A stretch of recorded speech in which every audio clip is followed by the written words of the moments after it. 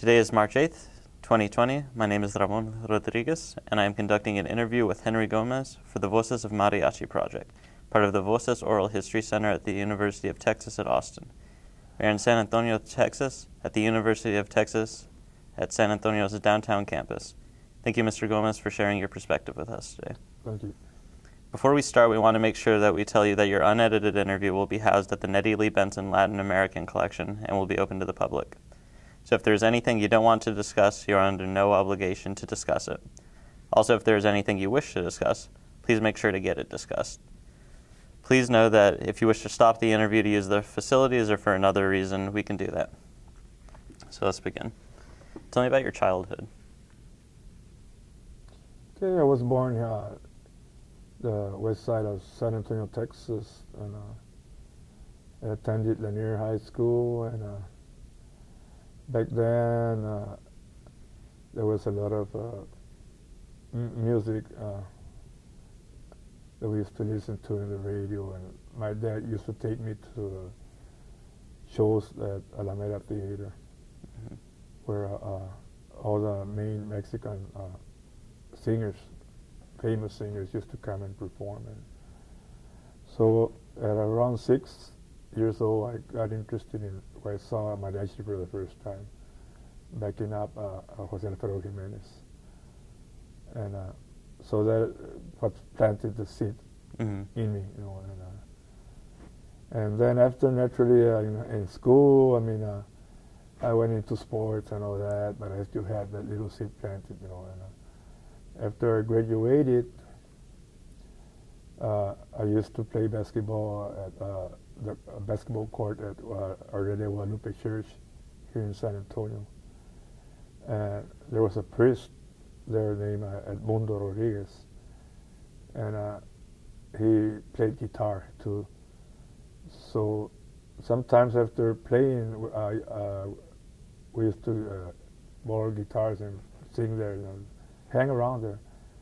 And he saw that, and so he approached me, and he told me that he needed somebody to help him form a mariachi choir for the 8 o'clock mass there at the church, right? He said they used to have one, but 25 years before that, you know. So he convinced me, and he said, you know, so if you help me, I'll give you a part-time job here.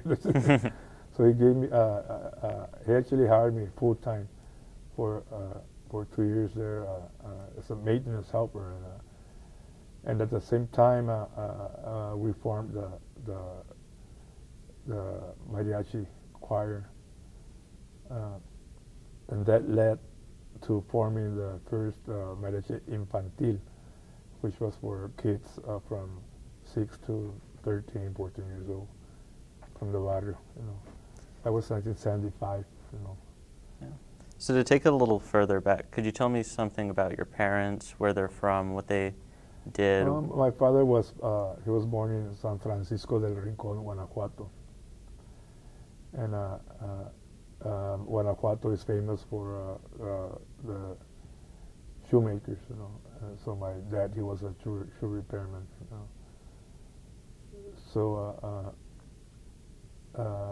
he actually started his little shop here where I was his helper. So I was actually a shoe repairman for 25 years too, you know. So my mom was born in Poteet, Texas, and she was a housewife taking care of us, you know, and plus she was helping my grandmother raise 6 of my aunt's children that were left without their mother when she passed away, you know. So my mom, she had her hands full, you know, with us and my cousins and all that, you know. And my grandmother and my mom, they raised us and my cousins, you know. So How many kids was that in the house? we were 6, and they were I think another 6 or 7. Yeah. So we're a very close-knit family, you know. I mean, we still are. I mean, we don't see ourselves that much, but we're considered brothers, and we don't say cousins. You know? We're raised together and all that. So I mean, was life in the west side of San Antonio. What were the economics like while you were growing up? So many kids, west side. No, well, there was not too many opportunities, you know. And I think my dad, like he came from Mexico, you know, and undocumented, you know, and so they used to hire him. My dad worked with a big main boot making companies here in San Antonio, Casey's and Central Boot Company. He worked a lot of years for those two companies, you know, but they used to pay him whatever, you know, $25 a week or something like that, 35, you know. Because, but back then, you know, $35, it might have been about $350 right now, or $500 or something like that, you know. So we managed, you know, we managed to. Plus, my older brother, he started working too, so helping out too, you know. So, but there was not many opportunities back then, especially on this side of town, you know, on my side of town, you know. So, what kind of line of work did a lot of people in that area go into? Well, there's laborers, you know, and gardeners, or you know, mainly that, you know. That's the reason that my dad he got tired of working for those people. So he actually, one of the owners of Central Book Company helped him open his first little shop. You know, and from then he had it for about 30 years. You know, so and I was his helper. You know, plus trying to learn music too. So one last question about your father. I happen to know that he was in the Army in Guanajuato. How did that affect him? Yes, and Guanajuato back then, said they were in a poor state, and you know what I'm talking about here. You know, and I think my grandfather he left them. He left my grandmother with my father and I think 3 more siblings. You know, and so my dad was the oldest. So. During the Cristeros there in Mexico, I think it was around 28 or 30, something like that. He joined the army there because they promised a good pay. So he was 14 years old when he was carrying a rifle and fighting, you know, over that religious war in Mexico, like Los Cristeros, that's what it used to be. And that affected it. He always used to talk about that to me, you know, and he used to get real sad, you know, when he talked about that. What kind of things would he say? Well, that they were instructed like to kill their own people and all that, you know. I mean, he said, but he said that most of the poor peasants there, you know, they joined, but they were infiltrated with the other faction, and that they had instructions to go in and just yell something like "Tírense," and that the people already knew, you know, and they would throw themselves in the ground, and they would just shoot around, you know, and left, you know. But they were actually not. That's how come that war failed, because I was infiltrated with the people that belong to the people, right? So, and but he said they did it mainly because they got paid good, you know, so he could support his mother and his brothers and sisters. Yeah. How did he find his way to San Antonio? I think a friend of him told him, you know, and so he started coming over here, and he used to come here and go back, come here and go back. Even when he got together with my mom, I remember he used to go for 1 or 2 months and then come back, you know, and then after some time he just stayed forever, you know, and then that's it. So how did your parents end up meeting? Through A friend of his turned out to be one of my aunt's husband, and he was a shoe repairman too.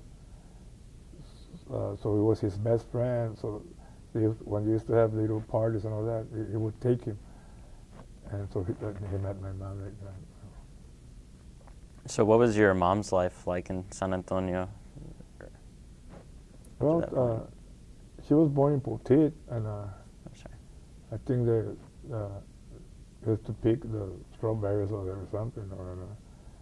Then when they came to San Antonio, that's what she got with my dad. So she had started having children. So she, like I told you, she was mainly a housewife or taking care of us and my cousins too. So you said that your first exposure to mariachi music was when you were 6. Could you tell me a little bit more about that, what that was like? Yeah, well, the Alameda Theater here used to be a very famous Mexican theater, right? And every Sunday they used to have two shows, and they used to bring every major artist from Mexico. And so we used to watch 2 movies, and then there was a show, and then they would pass the movies again, and there was another show at night, right? So usually we stayed for both shows. And but I remember my dad. I was 6, I think, and when the singers used to come out, I mean, everybody used to stand up and gritos and all that, right? And I couldn't see, so my father had to hoist me on his shoulders, so I could see, And I still remember him like throwing some gritos and all that, And I saw this strange musical ensemble that I had never seen before, and there were about 8 or 9 dressed in these crazy uniforms, like the one I'm here right now. I said, "What's that?" But it sounded beautiful, man. That stayed with me. So it was my first impression, And me and my brother used to imitate the singers. Jose Jimenez at home, with the broom, we try to sing their songs and all that, So. And neither of your parents were particularly musically inclined. My dad, he wasn't a musician, but I don't know how he knew so much about music. I mean, he could name there's some musical styles called sones that I would listen to and try to learn, right? And he would know the names and the lyrics of all of them, because he said he used to listen to that music when he was a little boy over there. But the real thing over there in Mexico, right? So he could name a lot of sones and waltzes, Mexican waltzes, and he could tell you if you were doing it right or wrong, And he used to tell me, your diction of the songs, you're singing. He said that it's not right, Nico. He said you have to pronounce the words right, Nico.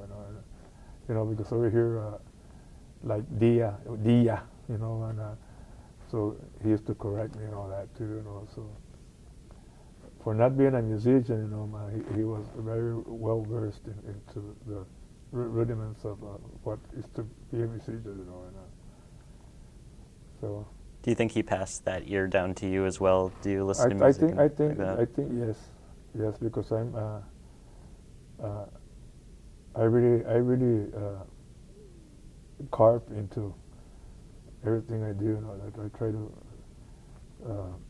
find out why, the why is it like that, and all that, not a perfectionist, but I like to do it the most natural and the most right way I can do it, Because perfection, well, it doesn't lead you too much, because that's what I think. I mean, I don't like to be anal retentive or anything, I like to really explore, right, the right way, but being myself, so.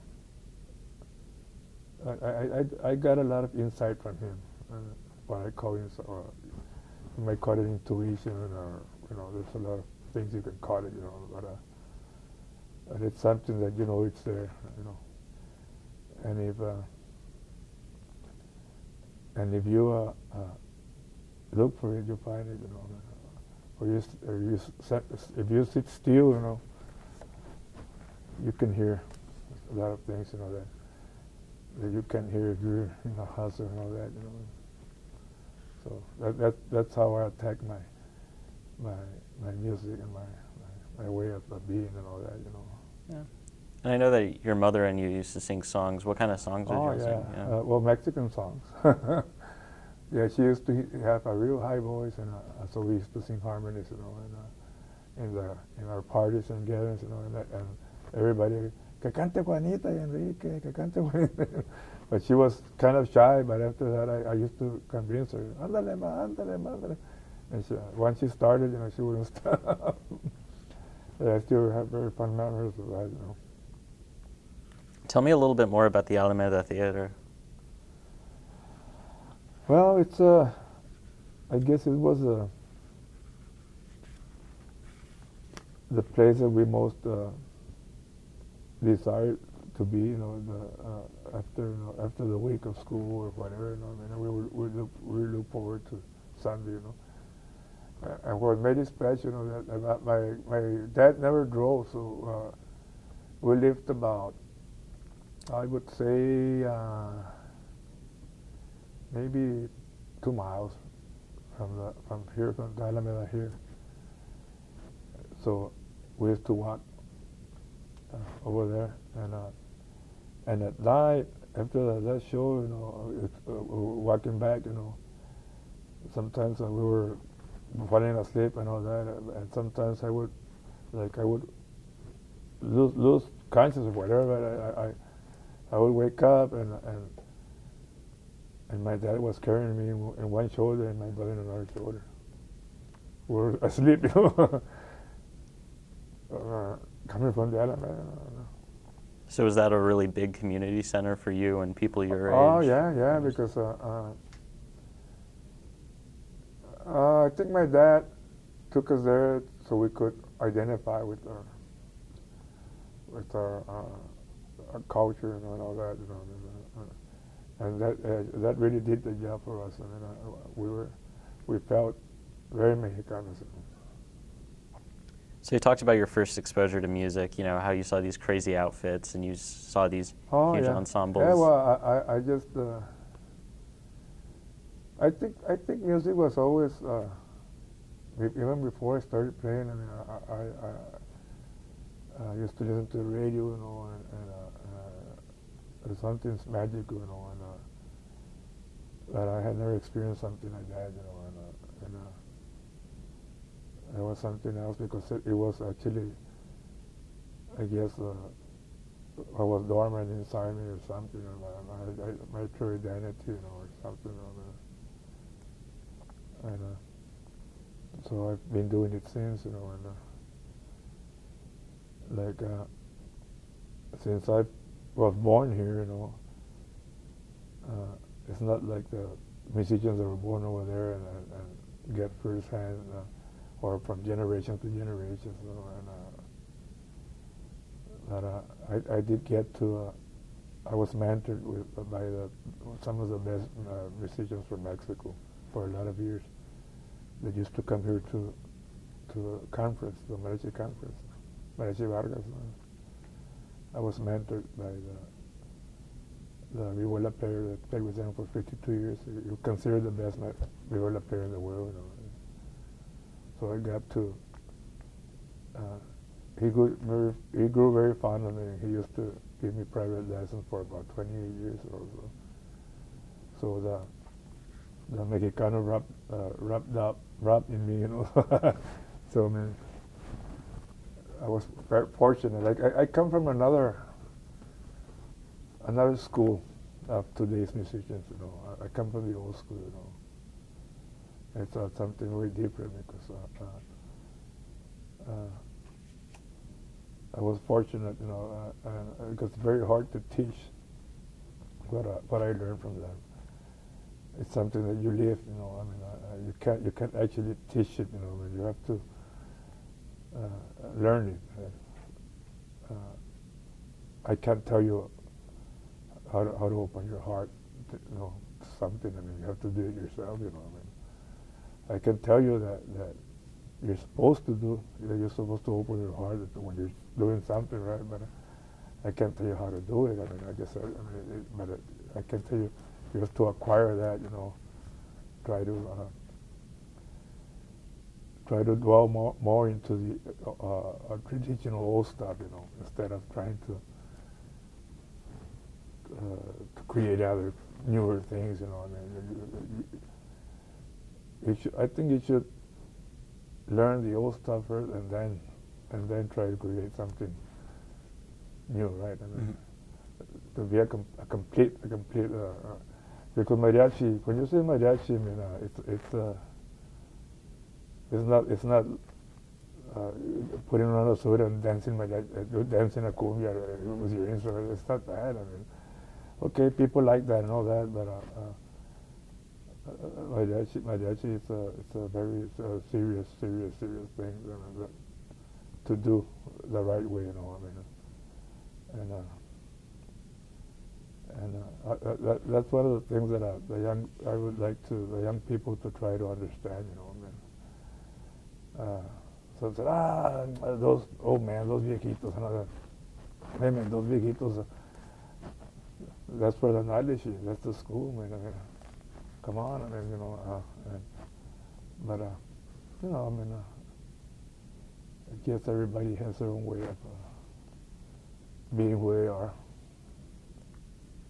So, when did you first start even thinking music is something that I want to do or can do? Well, I think since the first time, like I told, since 6 years old, I mean, maybe I already had like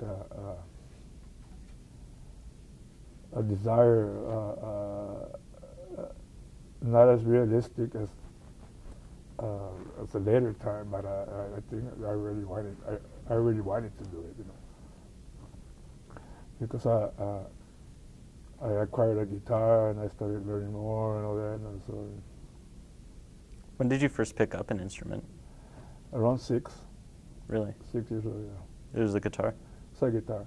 Yeah. Your parents bought it for you? No, we used to have this neighbor, a friend of ours. He was about 3 years older than me, and he used to play guitar, and he used to have a guitar, and he used to teach. He taught my brother, right? I have a brother that's 2 years older than me, right? And I used to go and I wanted to learn too, and he used to kick me. Get out of here! So after that, every time he would teach him, I would hide, and I would watch, you know, what he was telling me, right?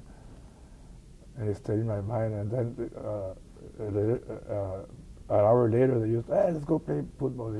They laid down the guitar. They used to go play football, and I used to go and get the guitar. And one time I got it, I was tan tan tan. They said, who's playing? And they would, hey, look, Kike's playing. So I learned by watching him teach my brother, because they wouldn't allow me. They didn't want me to learn. So even after that, they didn't teach you? It was still... No. Well, after I got a little hang of it, you know, because actually at 10 years old, we made a little garage band. Me, my brother, my cousins, they were all like into music, right? We had we actually performed twice. I think once in a debut and once in a talent show. I used to play the bass. I was 10 years old, and but it was not mariachi. It was like it was Mexican, and we tried to learn the songs the best way we could, you know. But I guess I was persistent, you know. And I said, I'm gonna learn. You know, Did you all have a name? Yeah, with the Starlights, I think. We used to call our group the Starlight.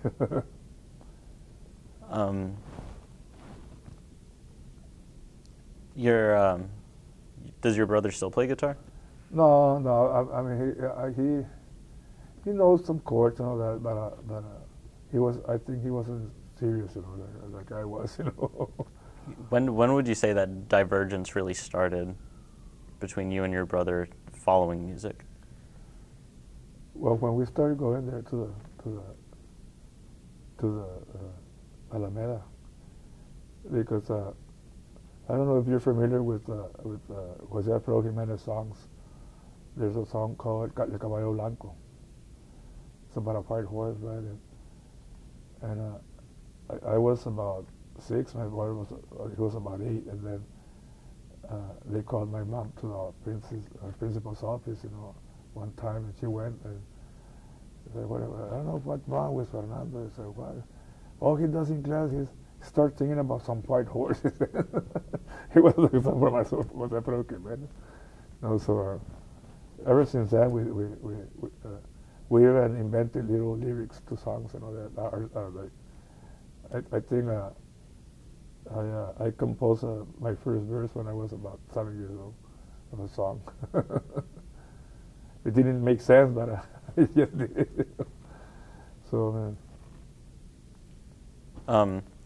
I know that there was some pushback in schools against Mexican music. Would you say that you encountered any of that in school? well, like I told you, there was a point where basketball took over my life. You know, I mean, I played at university, varsity, and then I played city league basketball. It's like amateur ball, right? And I did it for about 35 years. You know, that's how my knees got messed up. So I used to play a little bit, but I was all basketball, and I was crazy over basketball, you know, and it was till when I started playing in the choirs and all that, you know, and more regularly playing music and all that. I started meeting other people. They took me to another place to play with other people, you know, and that went into playing professional and all that, you know. So, just a side note here. In basketball, what position did you play?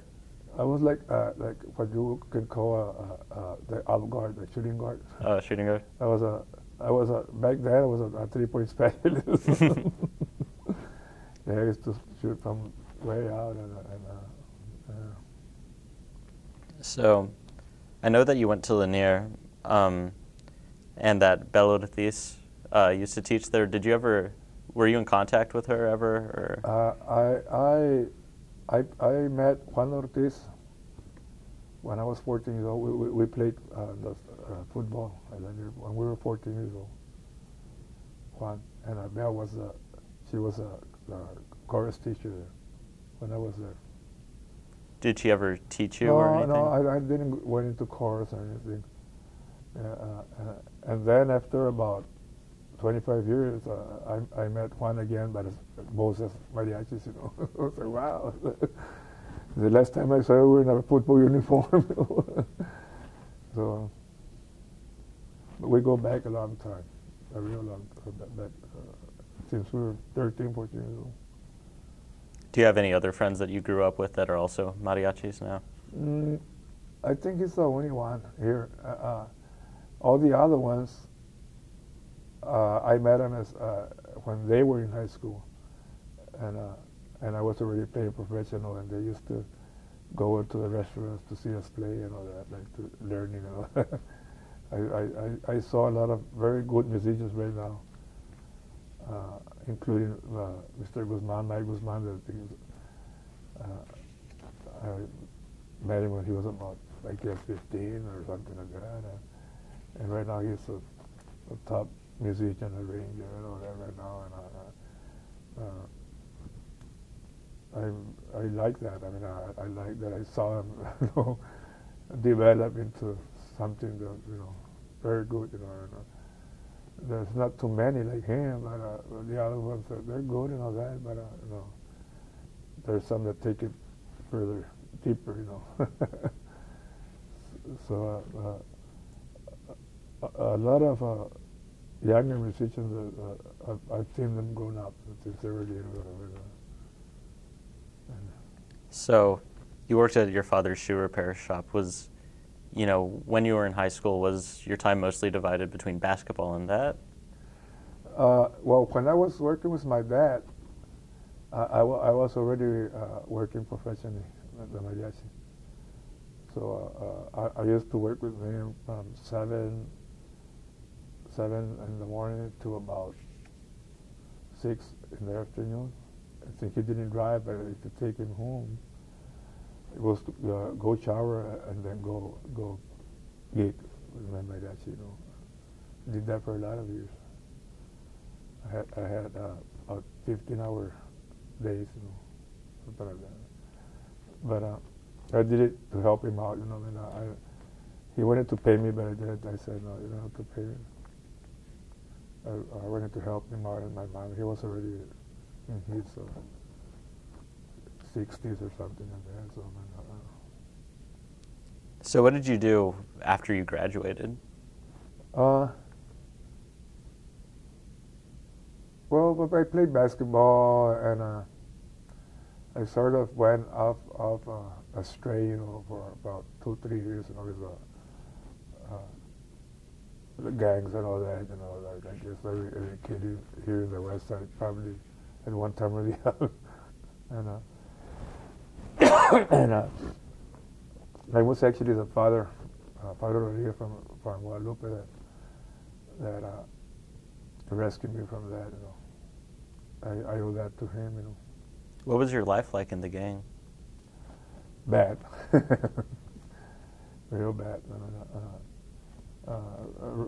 Rebellious and drinking and all that stuff. So I'm not very happy about that. Actually, I had a very bad incident that happened. I got stabbed 14 times when I was 18 years old. And that sort of turned it a little bit around. And then when I met the father of the church, he told me, hey, I know you're with these people and all that, but I like how you play the guitar and all that. And so I give him credit for that. I met him on Facebook after about 30-something years. Father Rodriguez, he was in his 70s already, and I let him know that I was very grateful for, I guess, saving my life, I don't know, and for getting me into music, because it was because of him that after that I started going to other choirs, and I just kept on going, but it was because of him. Were mariachi masses a thing? Yeah.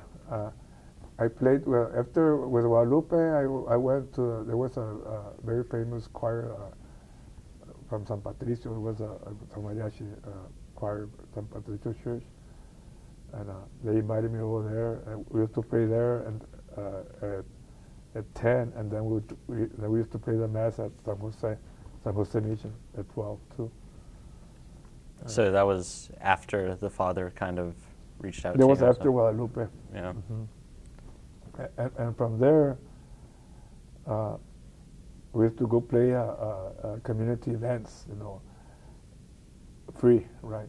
And we were at this event, and the people we were playing, and the guy that owned the place, he said, "Hey, you can play too this time because we hired a professional group gonna come on in." Right?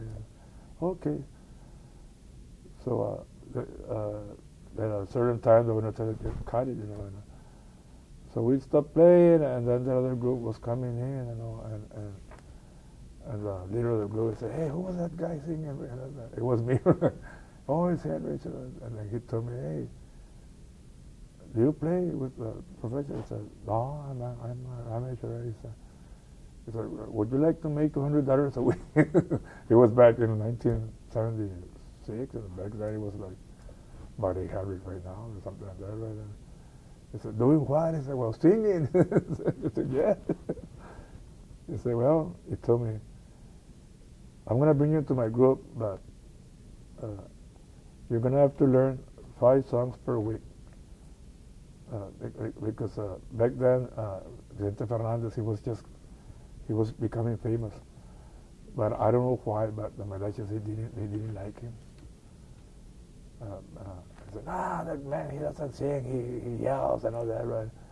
So that guy, the leader of that group that I'm talking about, his members were older guys, so they didn't want to learn his Vicente song. You're going to have to learn all Vicente songs. Yeah, I'll do it. So he was the first professional group, paying professional group that I started playing with. So mostly would you just play shows around town, or did you have a city residency? No, well, events, like weddings and all that. Plus, we did what they call the tatalon, where you go and hustle for songs, bars, restaurants, and all that, you know. And from there, other groups, hey, you want to come with us? I went like that till I actually formed my own group. I had a group for about 7, 8 years. Mariachi Águilas, it was my group, you know. And, I got some younger guys that played. I saw that they played pretty good, you know. And we made a lot of noise here for about 6, 7 years. After that, the bigger groups, you know, the most famous group, they have started inviting me, you know. So it was like a growing process, you know. So just going back a little bit to your gang experience, were you still living with your parents at the time? Yes. Yeah. Yeah, but they couldn't hold me back, you know. Yeah. What kind of activities would you find yourself involved in? Well, just like I tell you, just hanging around all nighters and all that. I used to hang there in the courts and all that. You know? And it was just not a good life. That's all I can tell you. Yeah. What kind of music were you listening to at the time? Back then, we were like a lot. We used to listen to Little Joe and. Plus a lot of rhythm and blues and all that, you know. And I had started listening to rock, classic rock too, and all that, you know. So. Were you still playing guitar at that time? I played it, but not like I wasn't playing with any group or anything, you know. So. I read online that you took a composition class at some point. Is that true? Yeah, because I learned how to play it, right, but I didn't know how to read or write the music, right. So one morning my mom called me. She said, "Hey, Miko," I saw the Sun, the newspaper, the Sun. So they're offering a 4-month music composition. The Guadalupe Cultural Arts Center. It was offering it, you know, for $25, and it was going to be held at St. Mary's University by Dr. Eduardo Garza. Back then he was the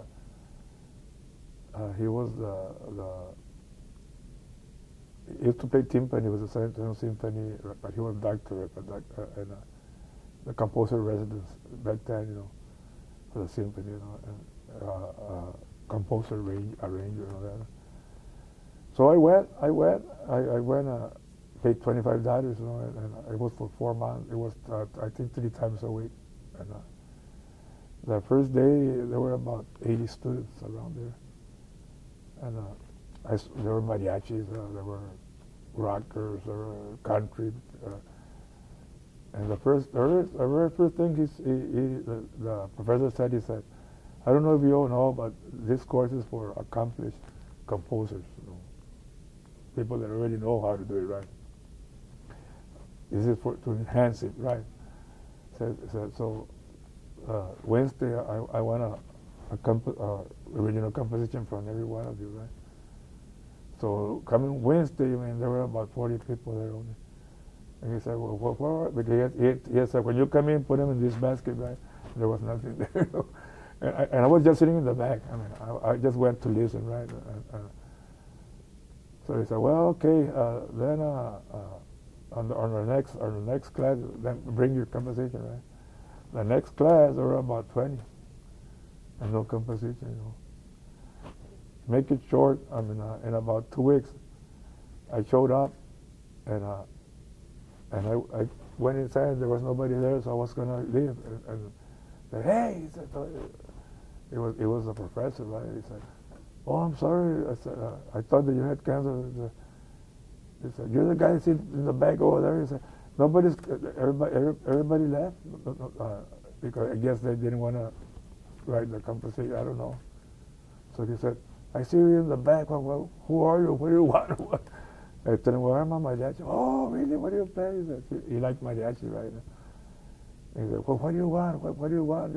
He said, "I'm going to have to be here for the next 3.5 months." He said, "In order to get paid, I have to show up." He said, "So you want me to teach you something?" I said, "Yeah, I want to learn how to read my instrument, how to write it, right?" I said, "What do you play with? What you have in a car?" "Yeah, bring it." He said, "Says, you have any tapes of music you want to learn?" And I took him some cassettes of Mariachi Vargas, you know. He said, "Okay, I'll listen to him and all that, right?" And on the next lesson, there was a huge blackboard. He had written down like vihuela, guitarro. This is his song. This is how it's written, and he explained detail by detail. He said it's going to be too short of a time to really go into it, but I'm pretty sure I can teach you how to write it, right? And from there you take up by yourself, right? And sure enough, he taught me how to write the trumpet. I told him I wanted to be an arranger, but I wanted. Is it? I think your lavalier might be scratching a little bit. Would you mind popping it up? What? Your mic?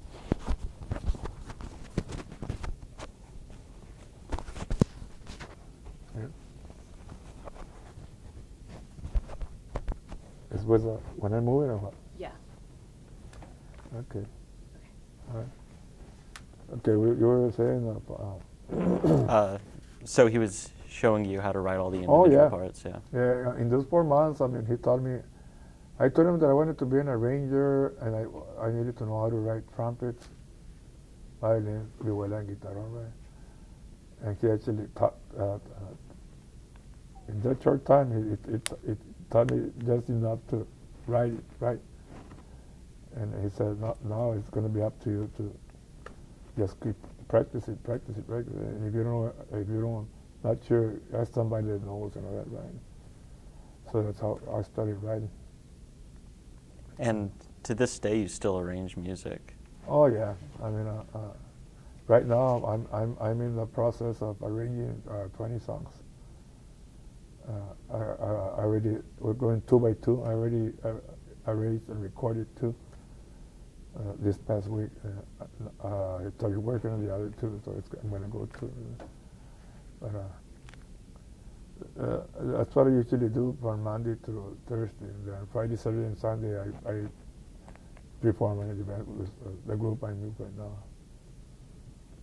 Which one do you prefer? Or do you like them both kind of in equal measure? I like them both because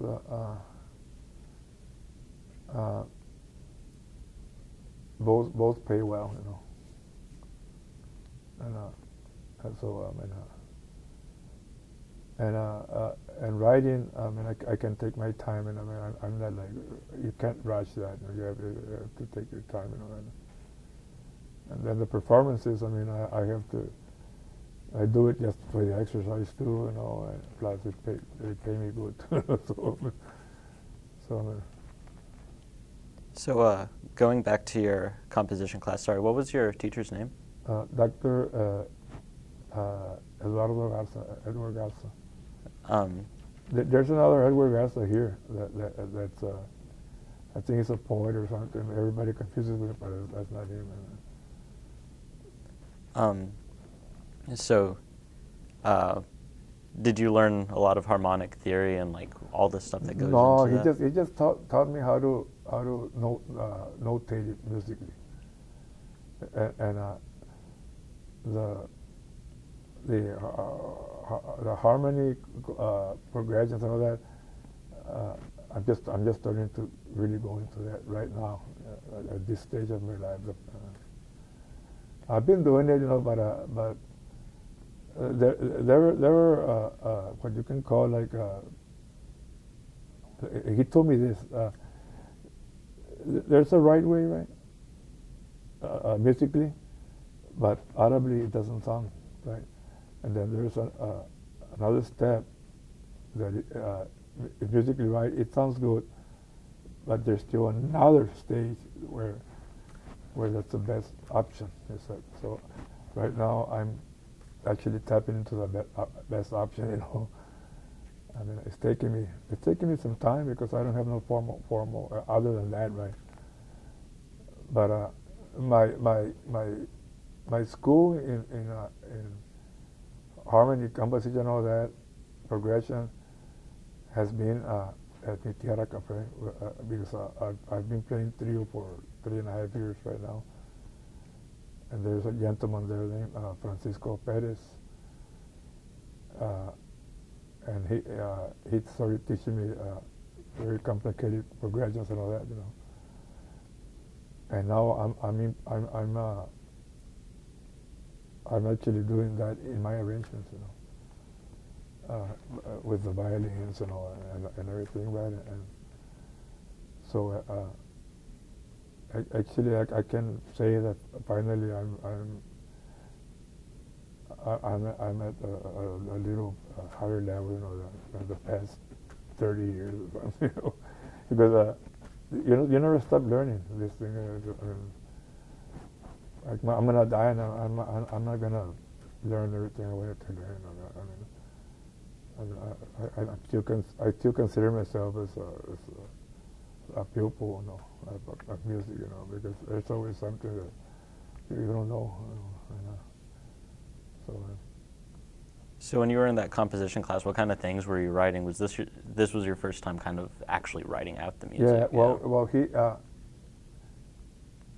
actually, after I got the hang of the notation, he said, because I had a lot of music that I composed, but I used to sing it with a guitar and all that, right? He said, try notating that, right? So I started doing that, right? And after that, he said, the last month, can you invite 3 of your friends that would want to come? He said, preferably a trumpet, a violin, and a guitarón player, right? And I'll play the guitar and the piano, he said, right? So I invited a trumpet player and a violin player. Yeah, I'll go. I'm interested in that, right? So he actually got them to, but they already knew how to notate music. He got them composing too. So we actually composed about 6 songs between us. He said, you compose one, you one.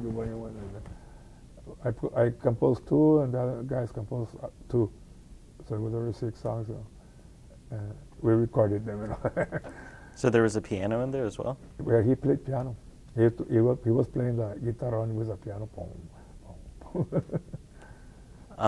What kind of music was that? It was just weird, because he used to tell the trumpet player, this is the harmony progression. You write a part, any part you like, and then you write any part you like for this song, and then we combine it, So it was something. You can't say it was a star or something. It was just something. It was just music, It was kind of. I still have them. I haven't. I could sell the recordings. They were. It was just for exercises, right? That exercises that wanted us to do,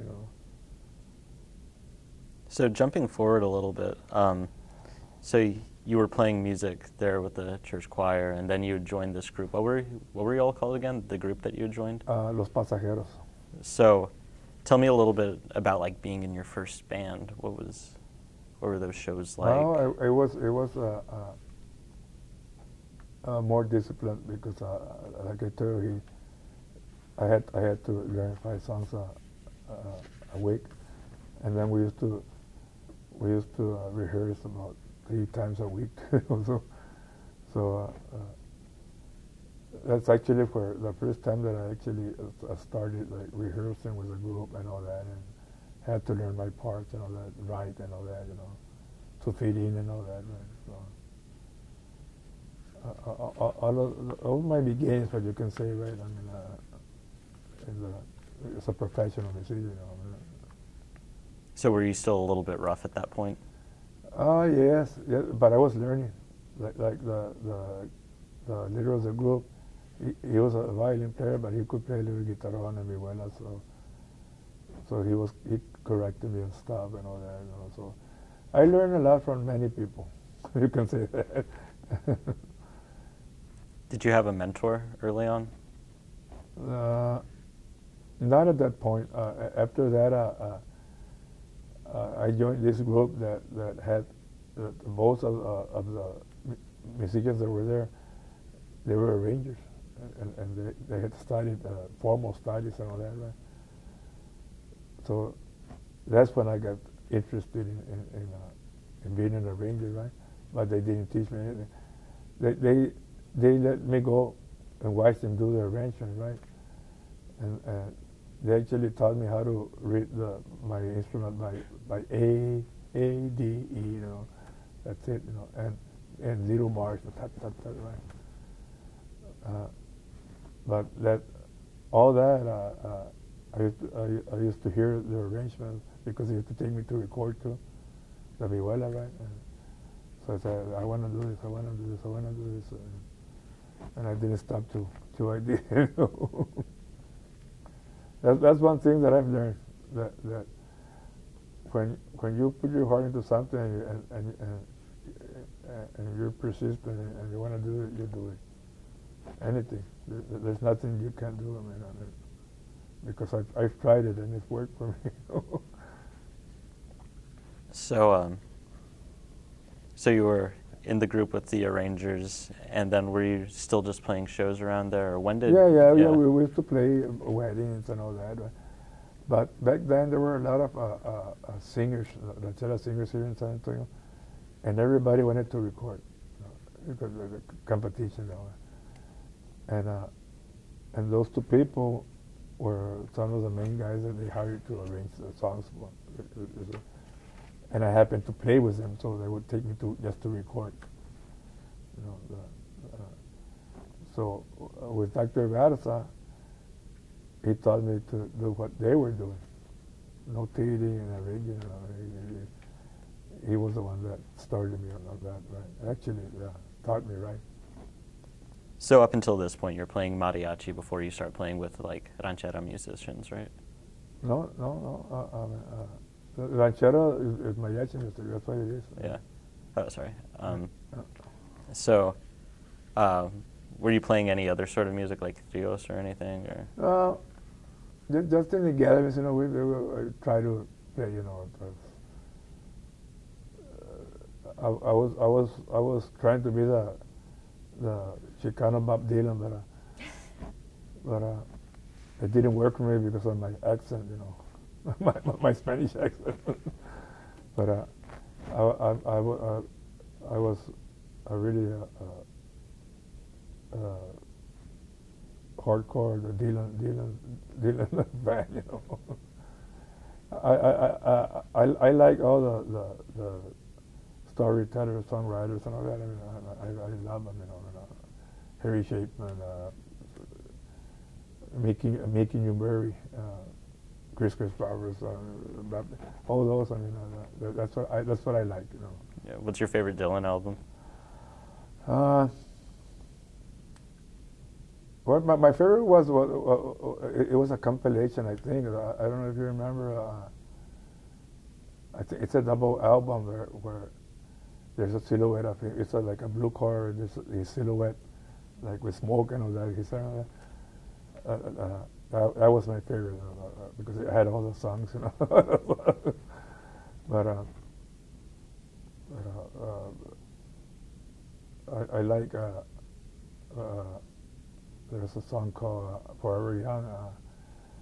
I Shall Be Released. I love that song. And then once he did later the Lady Delay, and there's too many. So when you're trying to be Mexican Bob Dylan, are you writing songs like him too, like kind of in that folk style? Just trying to imitate him, you know. Yeah. There's one that called "With God on Our Side." I don't know if you heard it. It talks about inequalities of the poor people, war, and all that. But it's a very beautiful song. I was a lot into him. And you worked with Auggie Meyers later on, who collaborated with Dylan. What was that experience like? Just touching on that. I met Auggie there at Blue Cat Studios. And I don't know if you read that article that they wrote about me in the newspaper about with Auggie Meyers. That it started out that he says that many people have influenced Auggie, Dylan. They mentioned about 3 or 4, right? He said, Dr. John, I think. Yeah. He said, but Henry Gómez not so much, but he's in that category. And then Auggie says that he has a hard time gravitating away from his third legless bass, dun, dun, dun, dun, dun, you know. He said, but Henry Gómez gives me that freedom. He said, he compared me to Flaco Jimenez. He said, Henry is like Flaco. He said, Flaco sees a vase of roses. He calls them different flowers, he said. I don't know how come he hasn't released that CD, but it came out real nice. They're all his compositions. He sings them in English, but it's traditional mariachi. What do you think it is about what you bring to the table sonically that influences him in that way? I think that like not being from Mexico hinders me when I want to do traditional right. But it helps me out when I do things with him, right? Because I do my mariachi stuff thinking too about Bob Dylan and all that, you know, about my American influence, you see. So I'm a mariachi with American influence, right? American music influence, right? And they actually put in the article there. He says Henry arranges mariachi traditional mariachi when he's called upon doing that, right? But other than that, he does his stuff, right? And I think like an arranger from Mexico, he hears one of them, he'll probably notice something that is not 100% you know, traditional, right? You see, but then that's who I am, you know. Yeah. Where can he pick up on those differences? I guess in my way of my intros and all that, you know. I mean, I don't know why. I mean, but like introductions and little bridges and Indians, I mean, they come naturally to me. I don't know why. I mean, and a lot of arrangers, when they arrange a song, they use like the bridge of the song for the intro, right? And me, I mean, I never do that. I mean, I do a completely different intro but it fits the song, you know. I did I don't know if you heard about Michael Salgado.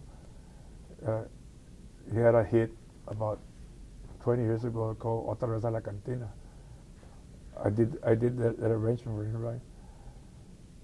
And at first when he heard it, I mean, it had nothing to do with the song, you know, because hey, well, I was thinking more, something like, and I said, well, this is what I feel, right?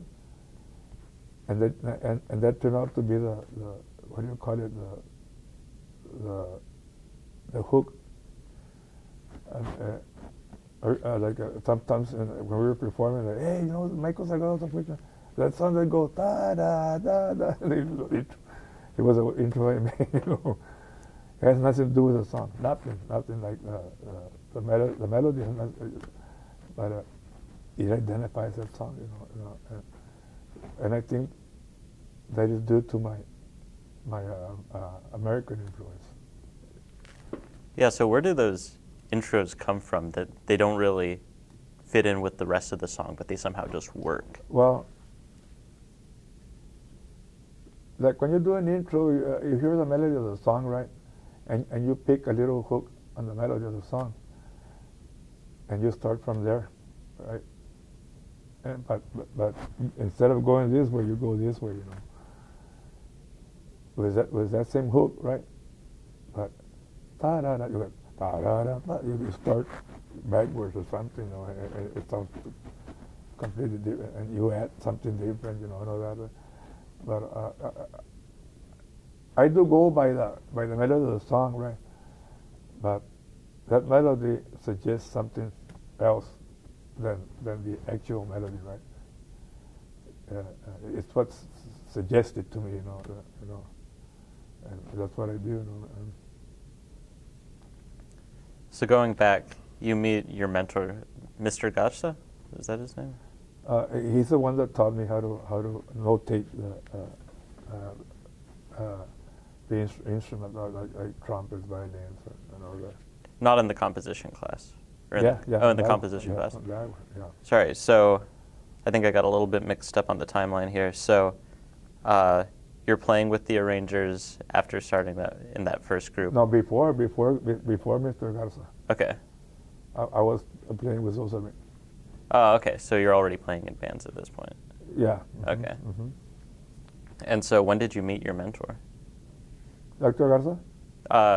Sorry. I thought you spoke earlier about a different mentor who wasn't Mr. Garza. Well, we're talking about the studio thing. Yeah. Okay. Well, Manny, I think it was on the. I first recorded it there about 1979, but I started working with him around 83 or 84. And I worked with him till about 90, 91, something like that. What was his name, Manny? Manny Guerra. Manny Guerra. So how did you come into knowing him? I was referred to by the guy that used to work with him. He didn't want to work there no more, so he told him he wasn't interested, but he was gonna send someone. He sent me. So you were a studio musician at that time? No, that's where I learned everything. I had a recorder already, but with Manny, since it was 8-9 years there with him, he correct me everything, and I learned everything that you need to do to be a studio musician and all that. So what was that learning process like? It was hard because Manny is a perfectionist, and like I tell you, he used to send me home sometimes. He said, "You didn't learn the song, go home and learn it, and come when you learn it, so you can come back." He said. And after that, I got real sharp. I would do one take, boom, like I would take, But well, when you do something many times, right, for 2-3 years, you're constantly doing it. You get good at it. It's practice, So when did you first start performing at Mi Tierra? Well, I've been working at Mi Tierra with the mariachi since they opened Mariachi Bar, which is about 20-something years or something like that. But I have always worked for events for the Corteses ever since I started playing, And recently, I've been working with a trio there because I don't work with mariachi no more. Hardly. I work with. I'm learning now another. It's another school, right? I've been playing with the trios for nearly 4 months already. I mean, 4 years. 4 years. 4 years. So what is that transition like? I mean, that propelled me into another level of tonal. What do you call it? Chord progressions and all that. It's something very sophisticated, you know. And, that I have a great mentor there that teaches me. I work with. We work as a duet. Sometimes we get another guy involved, right? So he plays at a quinto, so I have to accompany him. So he's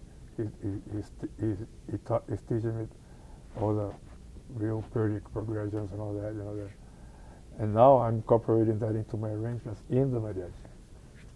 So who's that? What's your mentor in the trios? Francisco Perez. So, for those that don't know, what's the distinction between trio and mariachi? The harmonies, the chord progression harmonies, the style of singing, you know, especially the harmonies they do, three-part harmonies, you know, and in mi tierra there are about 3 or 4 real good musicians, right? But three of them, they're traditionalists, you know. They do everything like the Tres Reyes, from like the record, right? Copying the record, right? And you did it. Hey, you're wrong there, right? And Francisco, he likes to do his version of it. So he changes the harmonies and all that. Not like the record, right? And that's what I like. Because that's me. That's what I always like to do. You know? So tell me a little bit about Manny Guerra and his legacy at Blue Cat. No, Manny Guerra is not Blue Cat. Oh. No, Manny Guerra used to have a studio, Amen Studios in Flores. And I think he started there in the 60s or something. But every major Tejano artist got their start there. Everyone recorded their first record there with him. You name it, they went through him. And what happened, he used to do 1 or 2 albums for them. And then the big record companies, they used to, hey, listen to this. They would snatch them away from here, offer them big contracts, you know, like Sony, Capitol, you know, like all those record labels, right?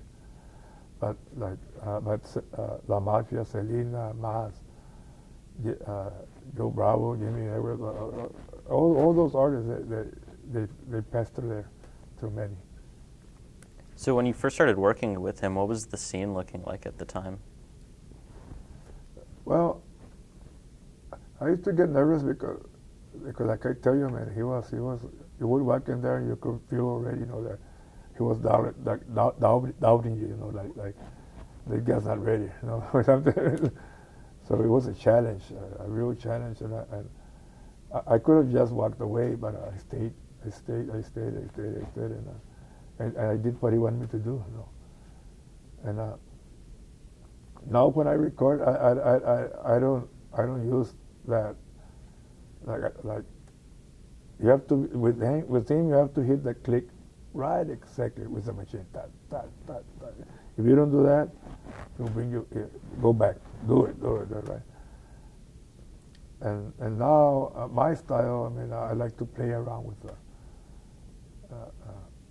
the click, you know. I like to like run a little bit, stay a little bit, you know, but always hit the down beat, you know, you see. And that's actually what's music is. You have to let it breathe. I always envision it. It's like smoke in the water, like over the water, But he's smoking or whatever. It's like that. Right? That's the way I envision it. It's not like you see. You have to move. You know, it's breathing. When you move, like if you play with a click track and you play with it like I tell you, like running a little bit, staying a little bit, it's like that smoke. You're letting it breathe, you know, and it sounds in the recording. It sounds big time, you know, and that's what I like. I learned the other way, just straight. But when you do that, I mean, it sounds too mechanical, you know. But that's the way he wanted it, right? So it's not wrong either. So just to provide a little bit of context about what your personal life was looking like at the time, when did you meet your wife? Were you already playing music at the time? Or? I think I was playing already with a choir. I had just joined the first group, I think. But we didn't get married until we were friends for about 4 years, and then we got married. Right? So got married in 1980. So I met her around 1976 or something like that. So your career was already kind of developed at this point. Yeah, I was already like trying to. I wanna be. Yeah. And then when did you have your daughters? On 1980, 85, and 95. So sometimes musicians talk about how it's hard to support a family on like a musician's schedule or salary. Was that ever an issue? Well, I think it could have been if I would have like not managed it the way I did, you know, man. But I've always tried to live in my means, you know, and we did struggle, you know, a little bit and all that, but we managed to pull through, you know. Was there ever a point where you thought about giving it up? Not really. Not really. My mom used to tell me all the time, "Amigo, when are you getting a real job?" Mom, I keep telling you this is my job. No, but a real job. Well, this is my real job. Yeah, she was always I guess she envisioned me like working in a big company or something. I don't know, but I don't think that leaving it has ever been in my mind, you know, man. Was there ever a point that you just looked in the mirror and you like said to yourself like, wow, I'm really a mariachi. Like really. Yes, because and the reason for that is because I actually set it forward. I usually said, I'm going to do it. So when you set out to do something, you say, I'm going to do it, no matter what, I'm going to do it. After you accomplish that, you look at yourself in the mirror and say, hey, you see, you did it, you know. So when did you know? Was it after working with Manny and being in the studio, kind of hitting those? Well, actually, when I recorded those songs with Selena, because they were all over the Mexico, you know, the Central America, and all that. I actually, I was sitting in my living room with my wife, watching a program from Mexico City, right? And I didn't even know. I was just watching, right? And then they said, "We have a surprise for you from the Tejano sensation from San Antonio." And it was Selena, and she sang with the soundtrack where I'm recording. And I told my wife, "Hey, that's me playing over there in Mexico City." I said, "Oh, come on, it's me. That's the one I recorded here." Really? He said, "Yeah, it's me." Yeah. And so, you know, it's a satisfaction, you know. Yeah. So how did you get introduced with Selena on her team? With Manny Guerra. Mm-hmm. Because Manny Guerra he was in charge of about, he produced about three of her albums. And then on one of them, when she was about 16, Selena was a big fan of Rocío Dúrcal. She liked those Rocío Dúrcal songs like ching, ching, ching, ching, ching, right? So Ricky Vera, her keyboard player, he wrote a song called Tú No Sabes. And they had that written, so Mandy told him, I have the right guy to do that. So he called me to do that one. And after that, they liked it, and A.B. told me that, he said, we have a formula here that whatever works for us, we don't deviate from it, we stay with it. He said, so we plan to record 1 or 2 songs in each of our CDs. Are you interested? Yeah. So for the next 6 years, something, I got called in to record, 1 or 2 songs with it. And so, what was it like working with Selena at this point? She's really establishing herself nationally and internationally. Yeah. And well, actually, I just got to meet her twice because when I go record, I mean, everything's pre-recorded, and I just go do my parts, right? And but twice when I was recording, she walked in and all that, and like, hey, But when I used to go record, her voice was already there, recorded, So yeah. So I mean, I didn't really get to spend a lot of time with her. Yeah.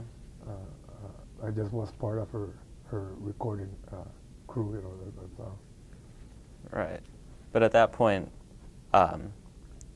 mariachi and Mexican music is starting to achieve kind of national appeal. What was that like, seeing, that kind of music just sort of catapulted that? It felt good because actually, I mean, it's like when Linda Ronstadt recorded that mariachi album, right? It gave new interest in mariachi. You see, and Selena's thing was something similar, maybe in a lower scale, but it was something very similar because everybody got interested. Like I told you, everybody wanted to do the same thing. They wanted to use vihuelas in their songs and all that, And actually, it was a style that I called Tejano Mariachi, and we created there. It was me and many others that created that style, because there was tons of songs recorded like that, right? And I think I probably did 98% of them, of everything that came out with Tejano Mariachi. Would you ever play to Mexican audiences? Well, wait a minute. Like in Mexico? Oh, in Mexico, no.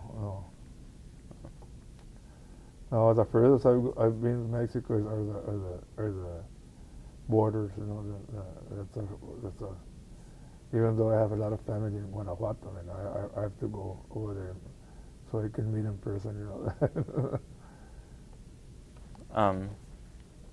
So, do you happen to know what the Mexican perception, from Mexico, perception of Tejano mariachi is like?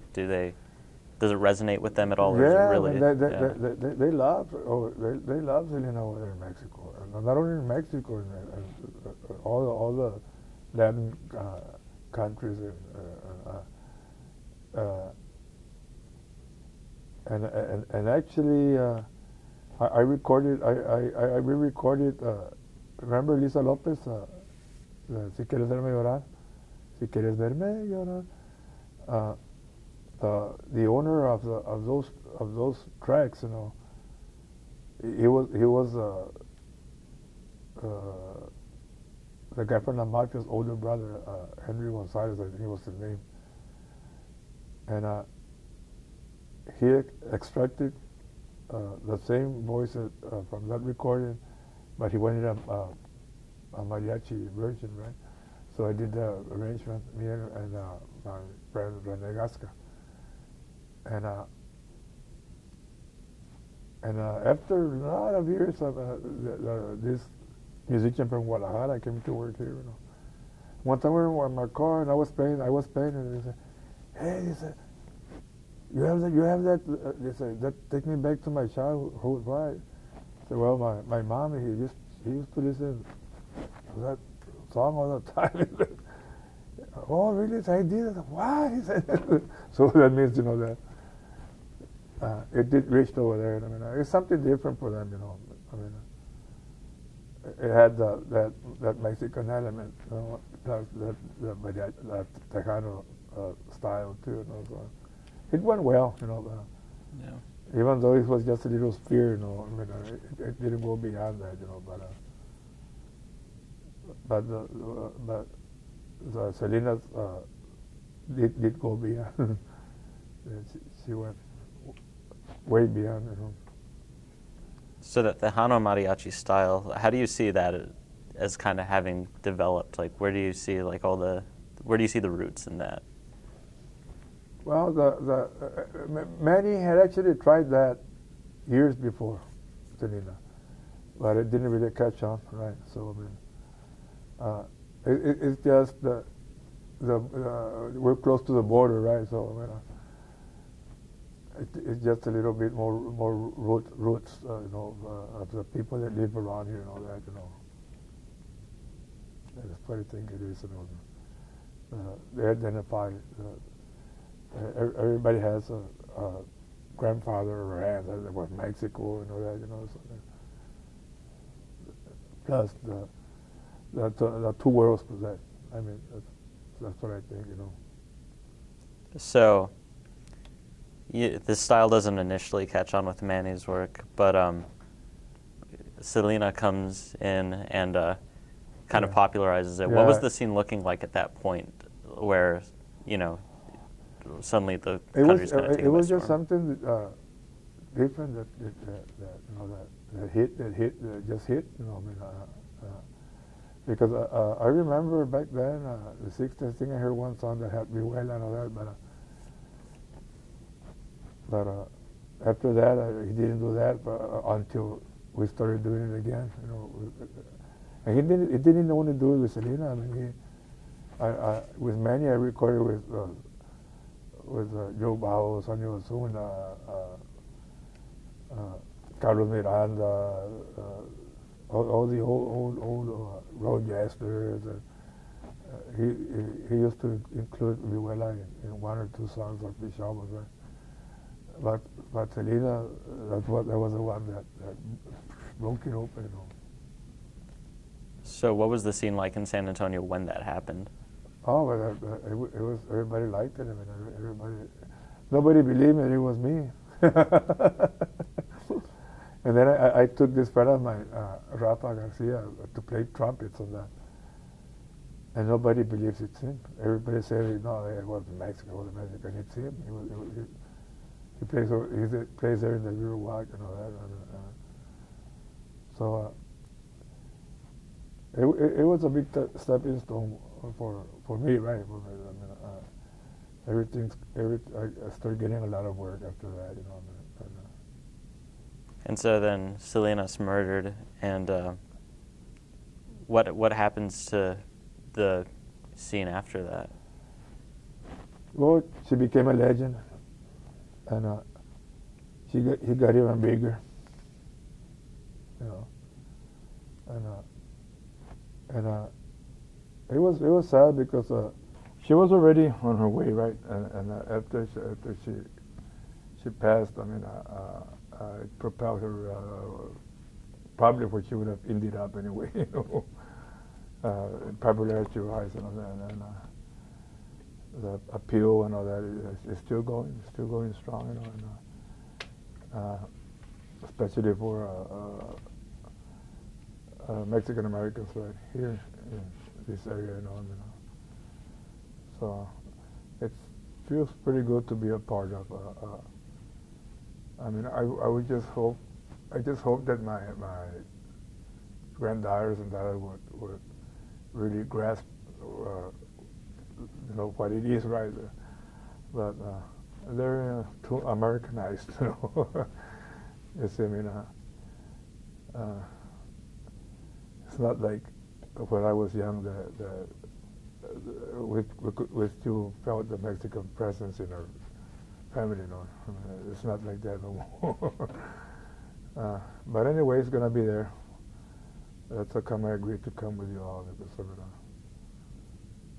I mean, it's a good way for them to one of these days to when they get older or something, they know what it was about, you know. So your daughters and granddaughters don't listen They so much? they don't really. I mean, but I guess it was my fault, because I mean I sort of try to keep them away from my I don't know why, but from my my music or whatever. But maybe in due time, maybe there's someday they know that I recorded with because my daughters even told me that all their friends in school, they had the CDs that where I recorded all that with her and all that, you know. So So you're not sure why you tried to keep your daughters away from the music? no, I mean I don't know. I guess not my daughters.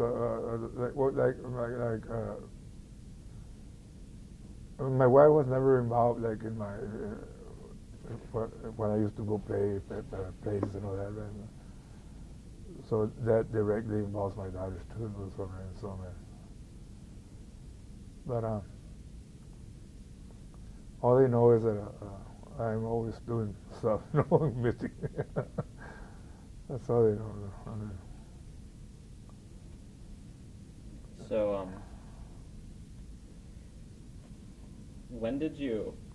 So you were playing in a few bands before you started working with Manny Guerra, but when did you start really collaborating with a lot of different artists?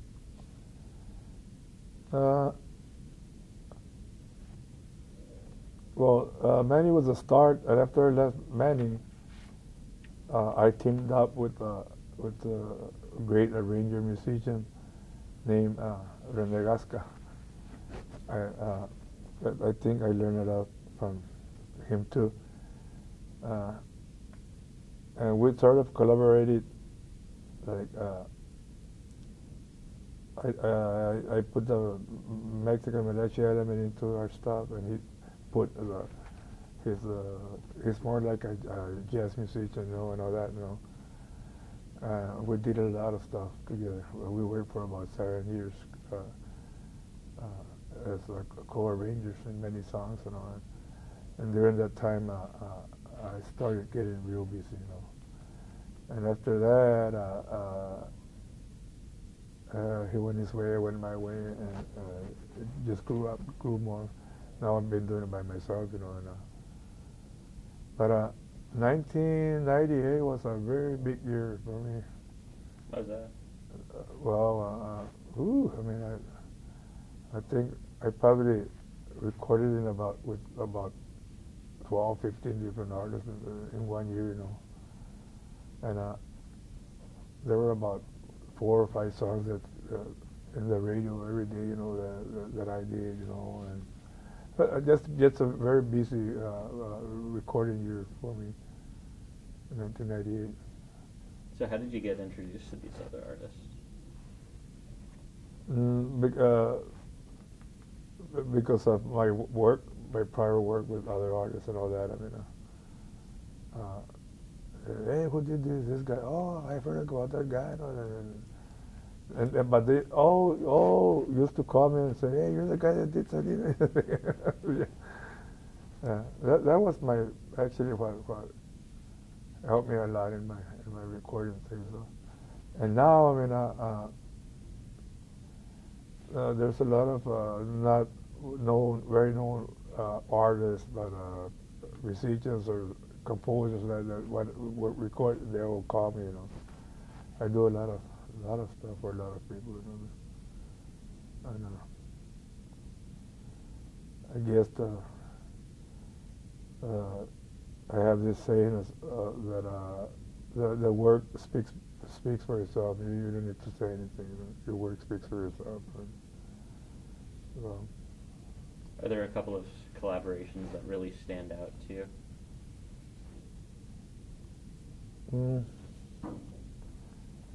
Well, the collaboration I did was with Renee. I mean, we did some beautiful stuff together, man. And I learned from him too a lot, you know. Yeah. And I think he learned some stuff from me too, for mariachi. Vice versa, you know. But I do owe him a lot of it too. So when you work with somebody like that, how does that influence, you know, your own music career, songwriting? Well, influences where I learned something different, you know, and that I can incorporate into my stuff, you know.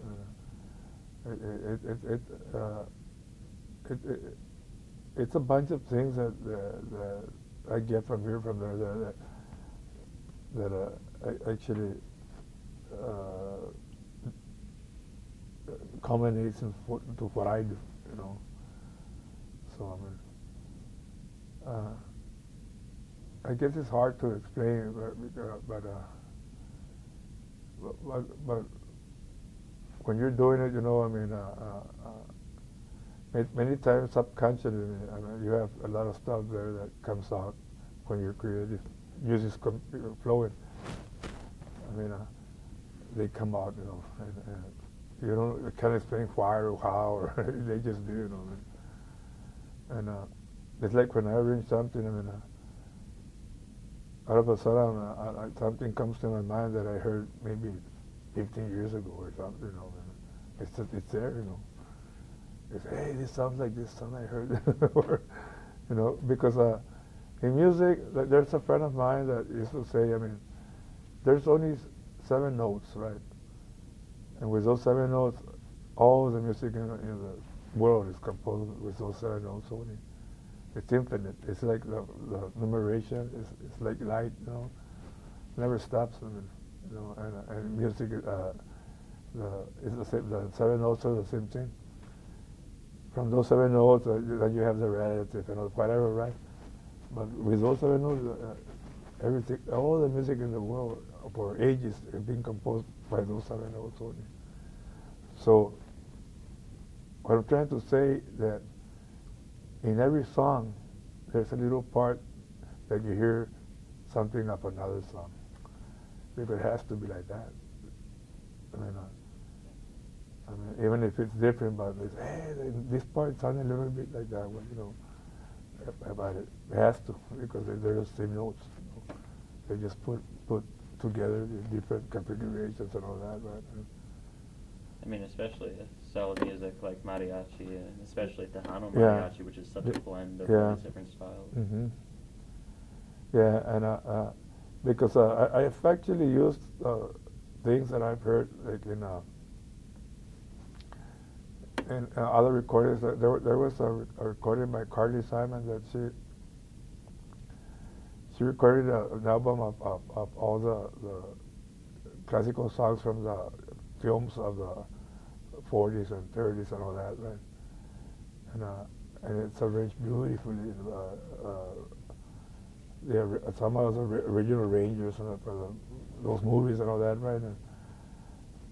And I hear something that I like, and then all of a sudden I'm doing something that suggests something like that. So I use that, not exactly that, but from that I get another, you know. And I read a lot of the best arrangers in Mexico. That's what they do. I mean, they go back, you know, to things that have been done, you know, and create from there, you know. Because I don't think there's nothing new under the sun, you know, that you can say this is original. I mean, it's original because it's maybe something that came out of something that was already there, right? But not because it's something that I mean. Everything has a little bit of a little flavor of other things, you know. I mean, especially if you want to make a commercial. Like in my case, you have to make it the more commercial possible, because that's how come that people record for them. And they don't record it to turn off people. You record to excite people, so it has to be very commercial too, But at the same time, it can be lush and commercial at the same time, And I strive to be lush, but with commercial though. So what are some songwriting tricks that you employ to kind of achieve that balance? Trying to incorporate like voicing that is not usual and all that, that is not normal in the traditional mariachi stuff, right? To give it a different, maybe like a more modern or more contemporary or something, right? That's what sets it apart, instead of just trying to do it like straight traditional stuff, because I love that too. But every song asks for what it was. If you listen to it, every song asks for just exactly what it was. You see, and so you try to give what that song is asking you for. That's my concept of arranging. So when you say you try and make it more modern, obviously you're not talking about like top 40 music today, but what do you? No. Well, more. What do you call it?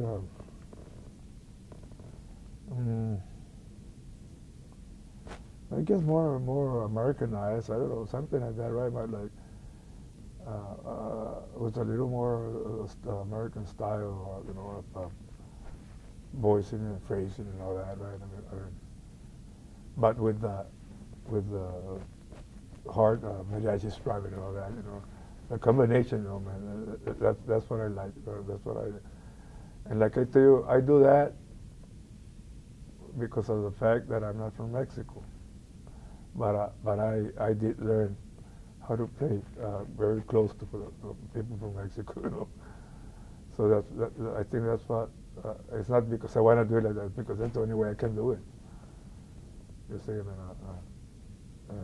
I have to involve both worlds, right? Because that's who I am, And but I do. I've done things that require like sonnets. I've arranged mapangos and all that, and I do give them the just what it is. That's what a mapango is. On those ones you can't really like. Those are folkloric songs, right? When you do that, you can't really. I'm talking about like mallets and then you can do the different things, to it, But the folkloric traditional has to be straight. So, one last question about Manny Ghetto. What kind of void did it leave in the community when he passed? No, he's still alive. He's still alive? Oh, I misunderstood. Yeah, but he's a Christian, and he's been doing like a lot of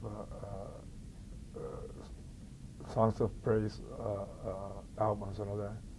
As a matter of fact, I don't know if you've heard of Jimmy Edwards. He just passed away, right?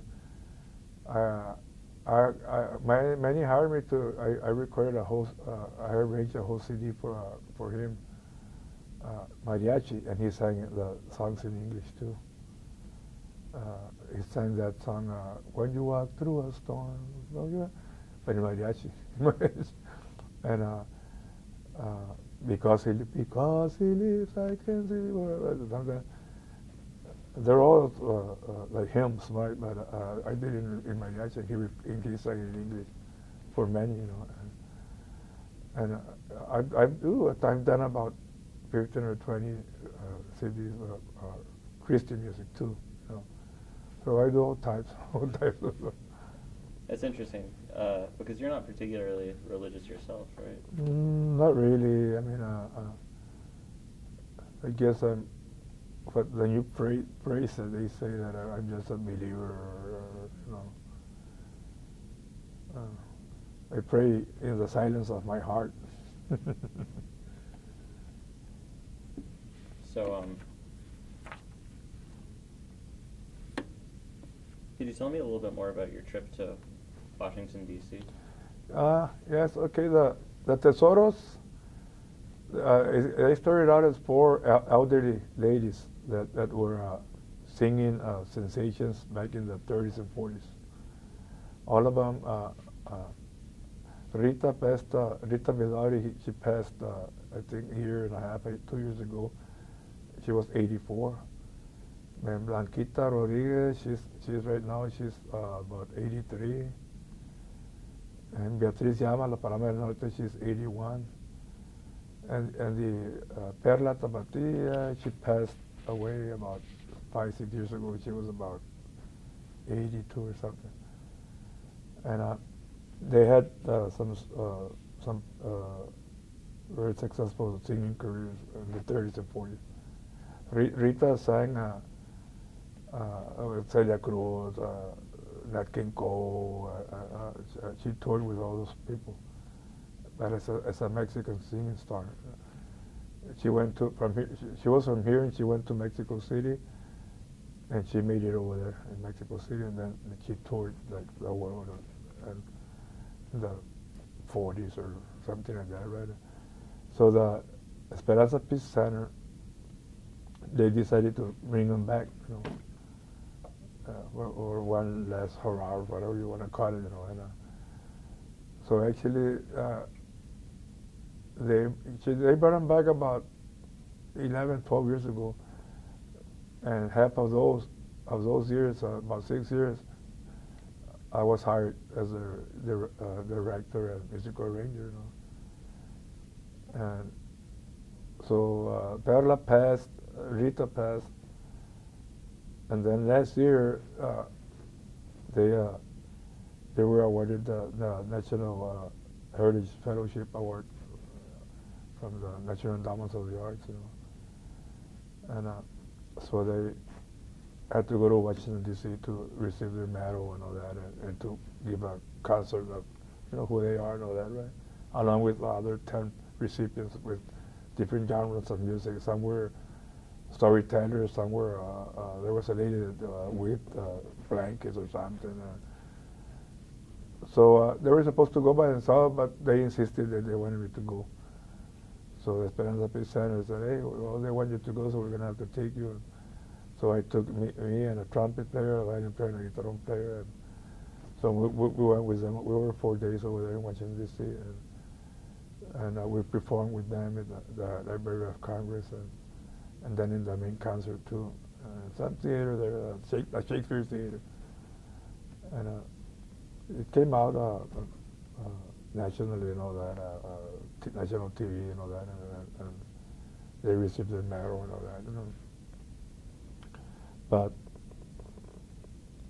so we're going to be a part of the archives there for forever, you know, as American, a Mexican American traditional music.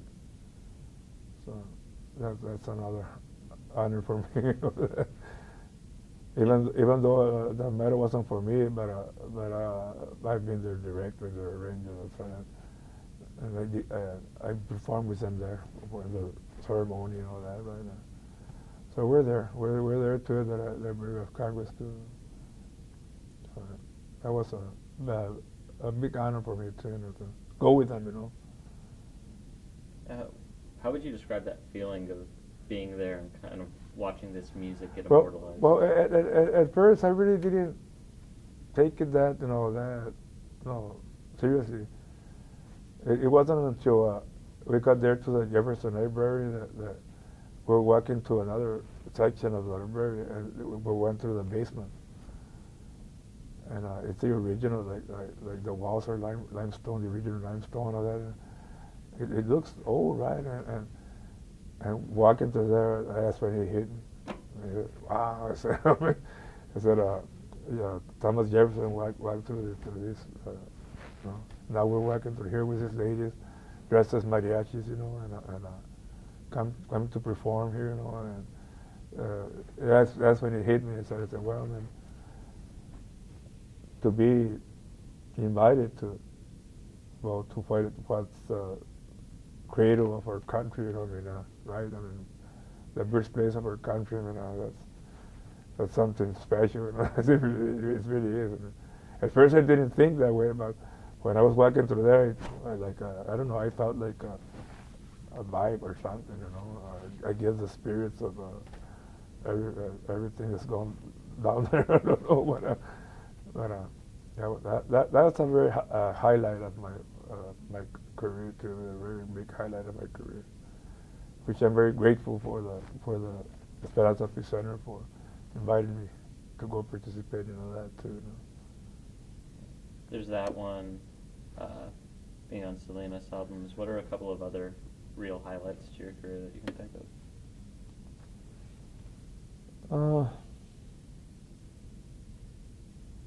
Well, I played for many dignitaries. I mean, I played for some American presidents, for Mexican presidents, for, you know, we played for Queen Elizabeth when she came here. And, but there's just too many, you know. But as significant as that, I mean, that has to take it, you know. It's really special. Plus the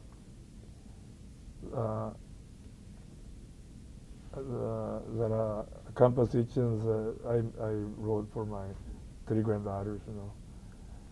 And my friends, when they found out, they all say, "Hey, I'll go record it." And even the studio, he said, "I'll do it for free." And the guy from the master, and everybody, you know. And I wanted to have it ready for New Year's Eve because it was a present for them, right? And we were kind of in a hurry, but they got it done.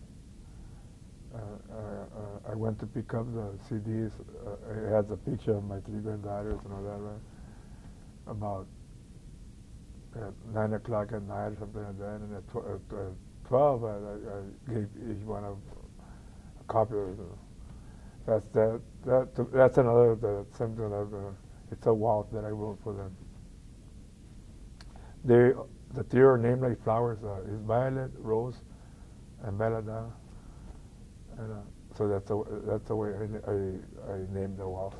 Violeta, Bella, y Rosa. And it's an original composition that I composed for them, you know. And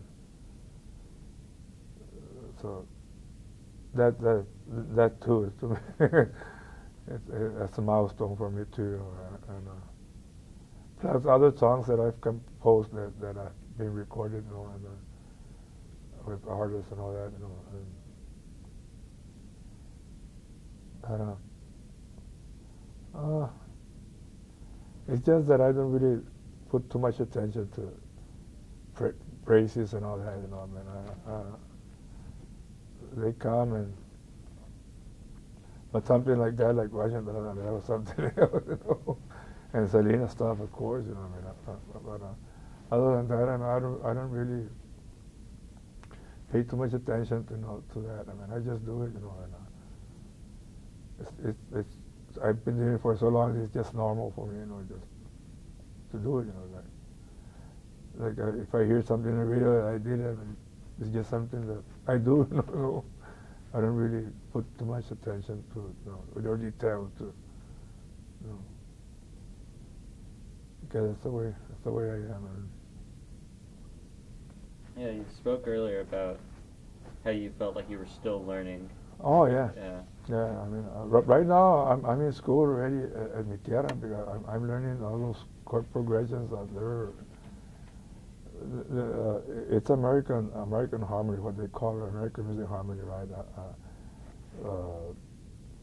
Sus with flat lines, with flat bass, and I had never really dwelled into that. I mean, mariachi is just straight chords, right? But now in mi tierra, I'm learning all that, so. I don't know. I mean, I always get in situations where I start learning things that I didn't know or I was didn't use, right? And so I'm still learning. I mean, I don't think I'm ever going to stop. I think that's the only way to go. I mean, that's what you do. You know, if you do something, you put all your life into it, and you don't want to learn more about it. Well, that's not right. I mean, you have to put everything. I mean, all your heart, all your effort, all your time, and all that into becoming. Even if it's a medicore thing, but the best medicore musician I can be, you know. No, that's the way I tackle it, you know.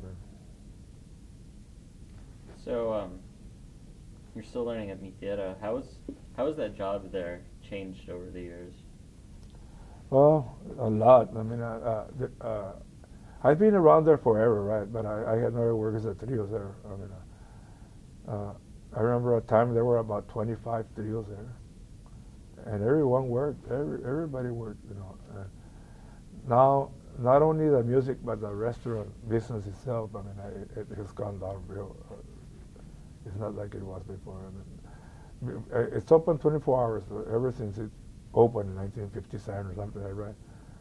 But there was a time when all 24 hours, I mean, they had people there. And now sometimes at 2 o'clock, 3 o'clock, Monday or Tuesday, there's 2, 3 tables. And we're only about maybe 5 little groups, duets, and trios that work there now. So it's dying slowly. How does that feel to watch that kind of decline? It feels bad because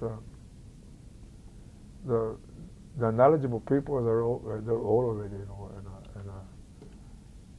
and nobody seems to be stepping up, you know, the young people or anything. And so, what's going to happen when they leave? I mean, I'm not going to be like totally ready to teach them, you know. If they want to learn, they have to learn from the people, the old people that are there right now. I mean, right now, because they're already in the 75, 76, you know, 80s, you know, and so it's dying. Yeah, at this point you're a veteran. What is it like teaching kind of the younger generations? You know what? I mean, I tried teaching, but I don't have it in me. I don't have the patience, I guess, to teach, right? And that's one. And the other one, if I don't know.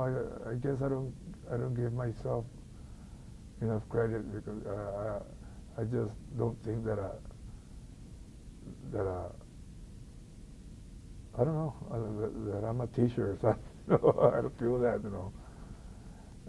If they come up to me, or sometimes, like right now, I'm grooming a guitar player. He's 20 years old.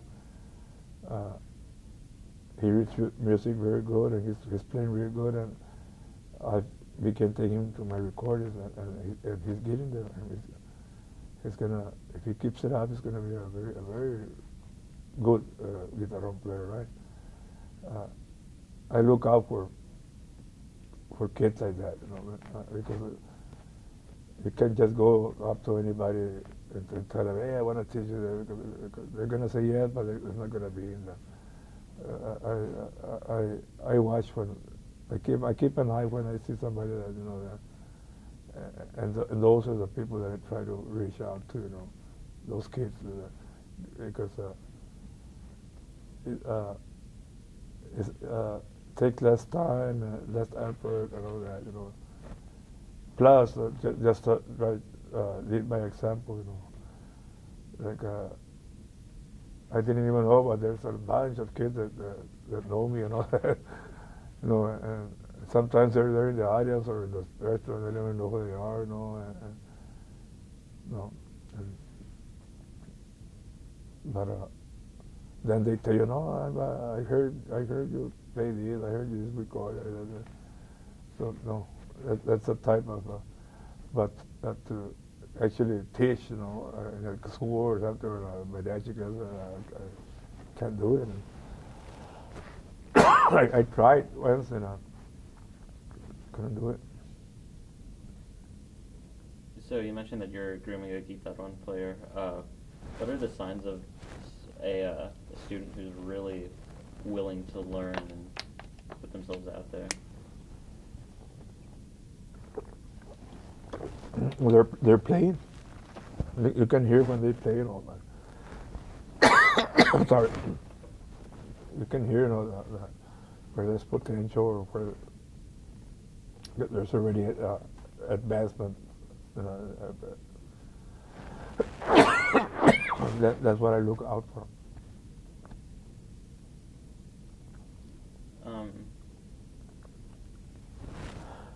What are some of the more difficult parts about being a mariachi? Well, right now for me, since I have osteoarthritis in both of my knees, it's the rigor part of it, you know, of standing, walking, and all that, going upstairs, downstairs. Sometimes we go to perform and they have a stage about this big, and everybody jumps on and off, you know, and I can't do that. You know. Say, hey, the physical. Right now, in my thing, the physical part of it right now, I mean, it's already getting hard. But you know what? I actually planned all this about 30 years ago. I told my wife when I started going to that program and learning to arrange that, I told her I have to start learning diversify my music, right? I mean, I'm not only performing, but I mean, I don't want to die as a performer, you know, after I cannot walk. That's it. No, I said I'm going to learn how to write arrangements, record, and all that. You know. And when I'm very old, I told her I'm going to end up in mi tierra, and I did. It was a trio, right? Because we're just there in the restaurant, you know, walking to table, and I'm with older man, you know, right? Everybody has the same problem as me, but we're doing good music, right? And I'm doing the arrangement, I'm doing so I actually planned it, and it came out that way, you know, to where I cannot be able to actually physically do it, you know. I'm still going to be able to record and to arrange and all that, right? So I'm still going to be a musician. Do you think you'll ever retire from that, or do you think that's just a lifelong? No, I don't think I already set my mind that I'm going to do it till when I'm not until my mind is not able to do it, or my body. You can't stop. I mean, one, that work keeps on coming, right? And plus, I love it. I mean, I love to do it. I mean, I love to sit in my bedroom. I have a little desk, you know, with my lap, and that's my place where I like to be. You know, so as long as my heart is in it, I don't think I'm going to stop. Especially now that I'm getting better now with that new thing that I learned, the progress and all that. I'm actually getting better. So why stop? I still haven't reached the ceiling. Probably won't, but at least, you know, get as close to as I can, right? Yeah. What did that? So, at this point, would you say that you're more interested in trio music than mariachi music?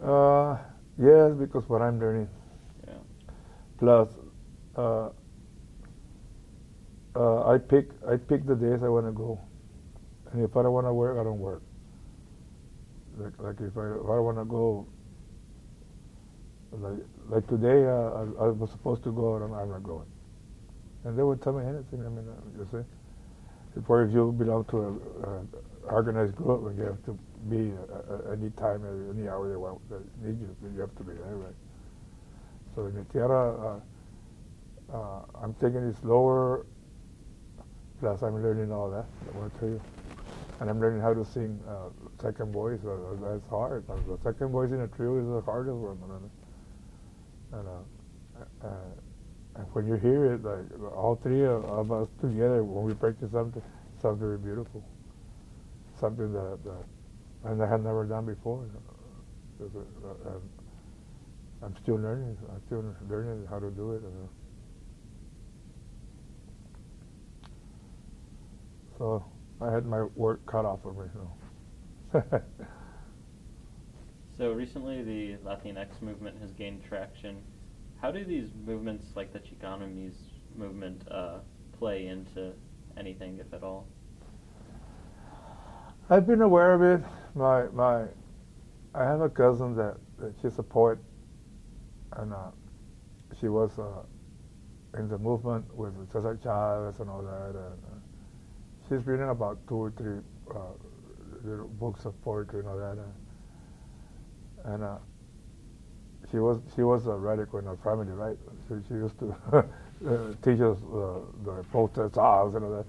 But I really don't. I'm going to tell the truth. I mean, I understand the cause that there's and all that, but I mean, I don't let that govern my life. I mean, and there's some people that all their life and they're fighting over that, and I mean, I don't know. I mean, as long as nobody bothers me, you know, and my family is okay. I mean, I don't really put much attention to all that. I mean, that I'm proud that to be a Tejano or Chicano. I mean, I don't put myself a label. I mean, like when you put a questionnaire, you know, that says white, Asian, or whatever, it doesn't say Mexican American, right? Never. But, so it says other, right? There, I'm just an American of Mexican descent, and that's exactly what I am. I mean, because Latino it encompasses Puerto Rican, everything, right? But I'm not a Puerto Rican. I'm American. I was born here, of Mexican descent, you know. So that's what I consider myself, you know. And so considering the Chicano movement and all that, I mean, I don't pay too much attention to that. So this was a question that people were really interested in group, but how was the experience of wearing the traje for the first time, and how did you choose yours? Well, at first, like, I was kind of like embarrassed or something, right? Because they're gonna make fun of me, you know, my buddies and all that, you know. But then I just said to myself, well, I'm in this. I'm gonna have to do it. I had my hair to my shoulder, my hair, and I said, it's gotta go off, you know. And so, so I mean, once I realized I was into it, I mean, I said, well, I have to do what I have to do. And then now I mean, it doesn't I just put it on, and I don't care what people say. Most of the people they like it, you know. Very few say negative things, you know. Is there like a process to choosing one? A suit? Yeah. Well, the traditional is this pant with the black coat with the ornament. That's the standard traditional, right? Then you can combine it like I did here, right? And different colors. But the main one is the black one. That's the main one. Let me just look over my notes here. I think we're wrapping up.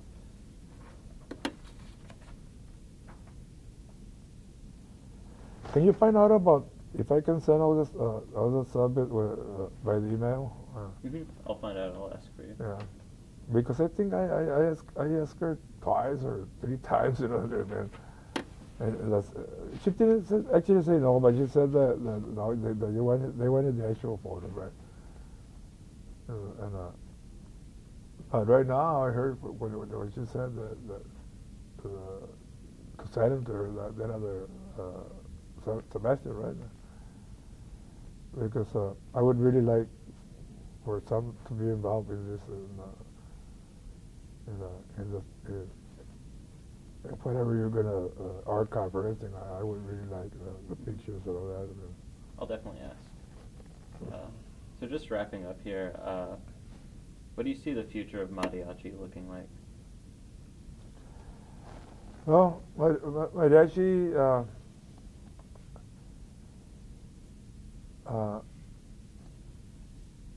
It's growing, but I don't know how come it's not. It doesn't have the marketing that there's no market for it. I don't know why. I mean, everybody wants them in their weddings. Everybody wants them when they're eating at the restaurant. But we don't hear them in the radio. You know, there's no market. Right? I'm still trying to figure out that. I mean, why? I mean, and not only here in Mexico too. I mean, everybody's José Hernández, Mariachis de Mexico, and other big arrangements from Mexico. They're saying that the future of mariachis is here in the United States because a lot of kids are getting into it. You know, but then too, it's just a phase that you're going through, right? How many of them are actually staying in it, right? But I always try to, when I talk to kids or something, right now, I always tell them that try to learn it, respect and everything, but your education is first, you know, because I never got educated, and I said that, but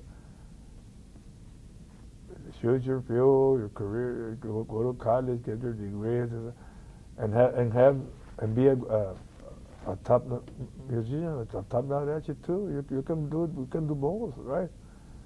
And don't do it like me that take it as a career your whole life, you know, and because you make a living of it, you don't get rich or anything, you know, but I always try to strive for them to get an education for degrees and all that, and have their music apart, you know, as a side thing, you know. But right now, I mean, it's growing. Now other cities have their mariachi programs, you know,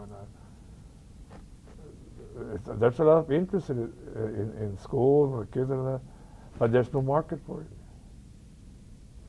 I don't know, because that's our thing, just to go play at weddings and sometimes go do a concert, you know. But other than that, there's no market for it. But to me, it's a very personal satisfaction